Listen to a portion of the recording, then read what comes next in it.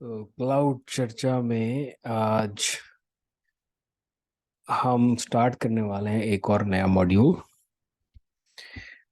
जो है describe एजोर compute and networking services. ये मॉड्यूल थोड़ा बड़ा होगा पुराने मॉड्यूल्स के कंपैरिजन में, और अब हम थोड़ा अंदर जा रहे हैं क्लाउड के, थोड़ा थोड़ा, ज़्यादा नहीं। अभी तक तो हमने सिर्फ यही समझा था कि क्या क्या है क्लाउड कंप्यूटिंग, कौन सी तरह की सर्विसेज होती हैं, शेयर्ड मॉडल क्या होता है, आईएस पैस और सैस क्या होता है, थोड़ा बहुत रीजन, ज्योग्राफी, अवेलेबिलिटी जोन देखा था। अब हम आएंगे कंप्यूट और नेटवर्किंग सर्विसेज पे, और इसको हम ऐसे भी कह सकते हैं इस वीडियो में अब लोग देखने वाले हैं अपनी पहली वर्चुअल मशीन। और इस वीडियो का टाइटल है टाइप एजोर वर्चुअल मशीन। जो हमारा ये चैप्टर है, इस चैप्टर का टाइटल ये है।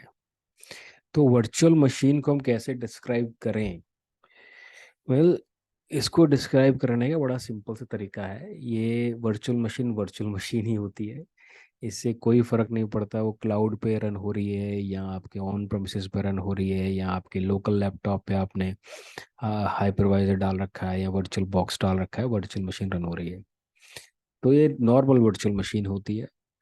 इसीलिए इसको हम आईएएस सर्विस में डालते हैं, जो कि है इंफ्रास्ट्रक्चर एज ए सर्विस। मतलब कि आप इंफ्रास्ट्रक्चर खुद ही बना रहे हो, बट हम एजोर पे बना रहे हैं या क्लाउड पे बना रहे हैं, तो थोड़ा सा हमको प्रॉफिट इस चीज़ का मिलता है। एक तो हमारे पास ये हार्डवेयर अबंडेंट मात्रा में होता है, हम जितनी चाहें उतनी वर्चुअल मशीन बना सकते हैं। शर्त स्केर्सिटी ना आए क्लाउड प्रोवाइडर पे, जो कि बहुत कम रूप से होता है, बट हो सकता है। बट ब्यूटी ये है कि क्लाउड प्रोवाइडर ही सब कुछ मैनेज कर रहा होता है बैकएंड से, पूरा हार्डवेयर की मेंटेनेंस, डेटा सेंटर की मेंटेनेंस, कूलिंग, इलेक्ट्रिसिटी, सब कुछ। हम सिंपल सा पोर्टल पे जाते हैं, क्रिएट करते हैं वर्चुअल मशीन, और हमारी वर्चुअल मशीन क्रिएट हो जाती है। जैसे कि ये हम दिखा रहे हैं आपको राइट नाउ, VM002, ये एक मैंने वर्चुअल मशीन बना रखी है जो अभी स्टॉप्ड स्टेटस में है। तो ये इसके डीप में हम आगे चलेंगे। फंडामेंटल के हिसाब से हमको सिर्फ यही डिस्क्राइब करना है कि वीएम क्या होती है। तो वीएम वर्चुअल मशीन होती है जो कि किसी भी वर्चुअल मशीन की तरह होगी, चाहे वो क्लाउड पर रन करे, चाहे गूगल क्लाउड पर रन करे, चाहे ऑन प्रमिस पर रन करे। बट हम जब क्लाउड पे की बात करते हैं तो इसका बैकएंड का हार्डवेयर, हाइपरवाइजर, वो सब क्लाउड मैनेज करता है। हम पोर्टल पे जाते हैं, क्रिएट करते हैं, वो मशीन हमारी क्रिएट हो जाती है। और ये फॉल करता है आईएएस सर्विस में, इंफ्रास्ट्रक्चर एज ए सर्विस। तो अगर आप लोगों को याद है शेयर्ड सिक्योरिटी मॉडल जो हम देख रहे थे, तो इसमें क्या है कि हम अपना इंफ्रास्ट्रक्चर खुद ही बना रहे हैं। तो हमारे पास कंट्रोल ज़्यादा है, तो हमारे पास जितना कंट्रोल है उतना ज़्यादा हमारे पास रिस्पॉन्सिबिलिटी भी है उसको मैनेज करने की। जैसे कि जो ये वीएम मैं आपको दिखा रहा हूँ, हम इस पे लॉगिन भी कर सकते हैं, यहाँ से हम स्टार्ट भी कर सकते हैं, और यहाँ पे इसका जो आईपी आएगा उसके थ्रू हम लॉगिन भी कर सकते हैं। और नेटवर्किंग पर हम क्लिक करते हैं तो यहाँ पे हमने नेटवर्क सिक्योरिटी ग्रुप लगा रखा है, जो कि एक स्टेटफुल फायरवॉल है, छोटा सा। इसके अंदर ज़्यादा बहुत बड़े फीचर्स नहीं होते, जैसे कि वर्चुअल अप्लायंसेस जो होते हैं, या एक अव्वल दर्जे की फायरवॉल जो होती है। सिंपल फायरवॉल है, स्टेटफुल फायरवॉल है, जहाँ पे आप पोर्ट और प्रोटोकॉल और आईपी एड्रेस के थ्रू आप नेटवर्क ट्रैफिक फिल्टर कर सकते हैं। तो यहाँ पे मैंने एक आरडीपी के नाम से एक रूल बनाया है, जिसमें 3389 को मैंने ओपन किया हुआ है अपनी अपनी आईपी से। मतलब कोई और इसको एक्सेस नहीं कर सकता, सिर्फ मैं ही एक्सेस कर सकता हूँ। ठीक है। तो इसका मतलब क्या है कि जैसे मैं इस लैपटॉप में लॉग इन हूँ, ऐसे ही मैं लॉग इन इस वर्चुअल मशीन में कर सकता हूँ। तो उससे क्या तात्पर्य है? उससे ये तात्पर्य है कि अगर आप उसके अंदर लॉग इन कर सकते हो, तो आपके पास कंट्रोल ज़्यादा आ गया। आप उस ऑपरेटिंग सिस्टम, उस वर्चुअल मशीन के अंदर कोई भी सॉफ्टवेयर इंस्टॉल कर सकते हो। आप वीएलसी प्लेयर डाल सकते हो, या आप कोई रिकॉर्डिंग का सॉफ्टवेयर डाल सकते हो। आप कुछ भी ब्राउज कर सकते हो, है ना। आप कुछ डिलीट भी कर सकते हो, रिमूव भी कर सकते हो ऐड रिमूव प्रोग्राम के थ्रू। तो आपके पास कंट्रोल ज़्यादा है, आप बहुत कुछ कर सकते हो। तो इसका मतलब आपके पास मैनेजमेंट भी ज़्यादा है। तो इस वर्चुअल मशीन की पैचिंग आपकी जिम्मेदारी हुई, इस वर्चुअल मशीन की सिक्योरिटी आपकी जिम्मेदारी, अंदर की सिक्योरिटी बाहर के हार्डवेयर की क्लाउड क्लाउड प्रोवाइडर की है, अंदर के वर्चुअल मशीन की आपकी सिक्योरिटी है। जैसे कि एग्जांपल हमने लिया आरडीपी की, अगर मैं गलती से ये एनएसजी हटा देता हूँ, और ये हमारा जो आईपी है ये एक बेसिक आईपी है। इसका मतलब ये है कि बाय डिफ़ॉल्ट सारा ट्रैफिक ब्लॉक नहीं है, तो कोई भी इसको एक्सेस कर सकता है, इजीली ब्रेक थ्रू हो जाएगा। या मैं सोर्स की जगह एनी लिख देता हूँ, मतलब कोई भी इसको एक्सेस कर सकता है, तो कोई रैंडम अटैक भी इसके ऊपर इजीली हो जाएगा। तो ये जिम्मेदारी मेरी हुई, मतलब हमारी हुई, जो भी आईएस सर्विस को यूज़ कर रहा है, तो उस इंफ्रास्ट्रक्चर की जिम्मेदारी भी हमारी हो जाती है। बट हमारे पास कंट्रोल ज़्यादा आ जाता है, हम अपनी वर्चुअल मशीन में चाहें तो आईएस इंस्टॉल करें, चाहें तो डॉकर डाल दें, या कुछ भी करें। तो ये सिंपल सा एक वर्चुअल मशीन होता है। और इस वर्चुअल मशीन के साथ साथ हम ये देख सकते हैं, ये मैं कुछ पॉइंट्स लिखे हुए थे ताकि मैं मिस ना करूं।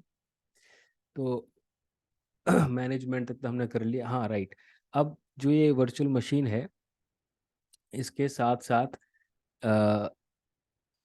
एक ओएस हम लेते हैं, एक इमेज हम लेते हैं जिसके ऊपर वर्चुअल मशीन बनाते हैं।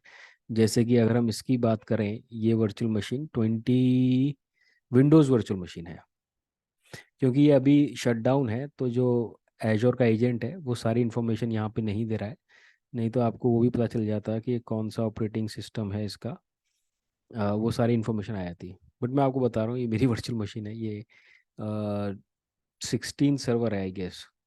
कोई भी है, कोई फ़र्क नहीं पड़ता। फ़र्क जो मैं बताना चाह रहा हूँ वो ये है कि किसी एक इमेज से मैंने ये बनाई है, वो मैं आपको दिखा देता हूँ। जैसे क्रिएट पे गए, हमने वर्चुअल मशीन पे क्रिएट किया, और यहाँ पे रिसोर्स के बारे में हमने पढ़ा ही था। यहाँ पे हम चाहे तो एग्जिस्टिंग चूज़ कर सकते हैं, चाहे अपना नया बना सकते हैं। इसमें बनाने के लिए कोई और इन्फॉर्मेशन नहीं चाहिए, बस हमको नाम चाहिए होता है। रीजन, हमने जो भी रीजन लिया है वहाँ पे ये वर्चुअल मशीन बन जाएगी। यहाँ पे हम वर्चुअल मशीन का नाम भी दे सकते हैं, जैसे कि हमने दिया VM01। अब यहाँ पे जो हम इमेज सेलेक्ट कर रहे हैं, इस इमेज की मैं बात कर रहा था, Windows 10 भी हो सकता है सब, ये सारी इमेज हमको माइक्रोसॉफ्ट ने दे रखी है।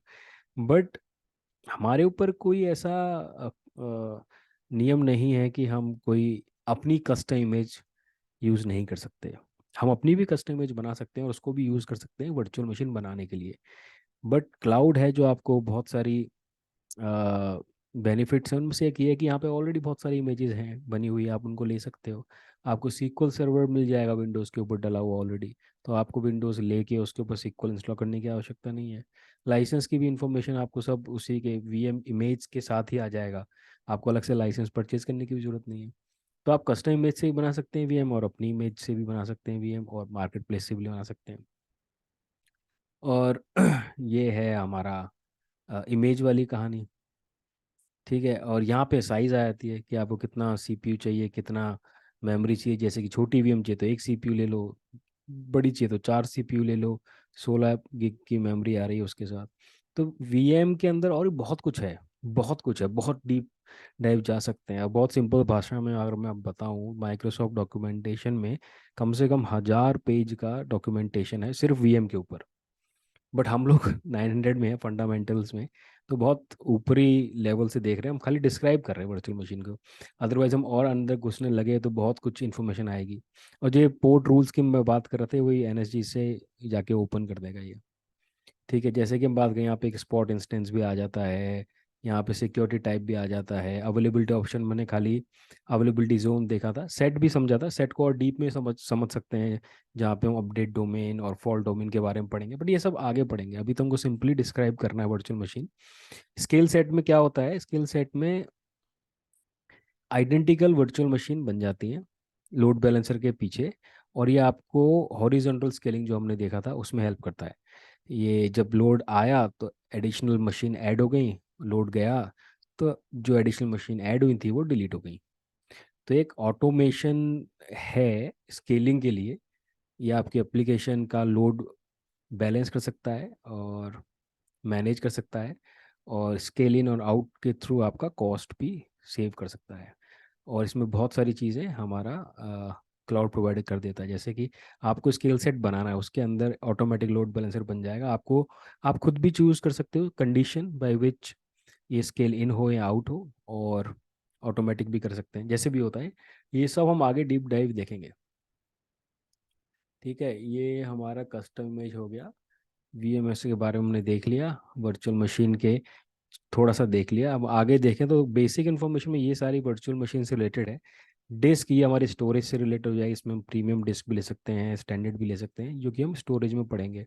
या नेटवर्किंग से रिलेटेड है, यहाँ पे हम नेटवर्किंग पढ़ेंगे, यहाँ पे आपको वर्चुअल, क्योंकि किसी भी वीएम को डिप्लॉय करने से पहले आपको एक वर्चुअल नेटवर्क चाहिए। अगर आप नहीं चूज करोगे तो ऑटोमेटिक एक क्रिएट कर देगा। वर्चुअल मशीन हमको चाहिए ही चाहिए, सॉरी वर्चुअल नेटवर्क हमको चाहिए ही चाहिए वीएम क्रिएट करने के लिए, क्योंकि उसको एक प्राइवेट आईपी मिलेगा। वो प्राइवेट आईपी कहाँ से मिलेगा? इस वर्चुअल नेटवर्क से मिलेगा। तो अगर आप टेस्ट कर रहे हैं और आपको सिर्फ वीएम पढ़ना है, आपको नेटवर्किंग आपने नहीं पढ़ी है, आप सिंपल नेक्स्ट करके क्रिएट कर सकते हैं, तो वीनेट ही ऑटोमेटिक क्रिएट हो जाएगा। बट आपने नेटवर्किंग पढ़ रखी है तो अपना वीनेट बनाएंगे, हम ये सब बनाएंगे, वीनेट बनाएंगे, फिर उस वीनेट के अंदर अपने सबनेट बनाएंगे, उस सबनेट के अंदर अपना वर्चुअल मशीन डिप्लॉय करेंगे यहाँ से सेलेक्ट करके। तो ये बहुत सारे ऑप्शंस आते हैं यहाँ पे मैनेजमेंट का ऑप्शन आ जाता है कि एडी से लॉगिन करना है, आपको मैनेज्ड आइडेंटिटी देनी है या ऑटो शट डाउन करना है। ये सारे ऑटोमेशन और आइडेंटिटी के अंदर आएगा ये सारा डिटेल। ये मॉनिटरिंग का डिटेल है, ये एडवांस, अगर आप प्रोएक्टिवली कुछ इंस्टॉल करना चाहते हो वीएम के ऊपर तो उसके लिए आ जाता है। या आप अपना टैग दे सकते हो, जैसे कि बिजनेस यूनिट XYZ या एनवायरनमेंट डेवलपमेंट। तो ये है बहुत ही बेसिक वर्चुअल मशीन का। यहाँ हमने वर्चुअल मशीन डिस्क्राइब करी है एज पर फंडामेंटल लेवल, बहुत ही ऊपरी तरीके से, हाई लेवल। एंड आशा करते हैं समझ में आया होगा। कुछ समझ में ना आया तो कृपया करके कमेंट डालें, लाइक शेयर सब्सक्राइब करें और सीखते रहें। मिलते हैं अगले वीडियो में एक नए टॉपिक के साथ, सेम ही मॉड्यूल के अंदर।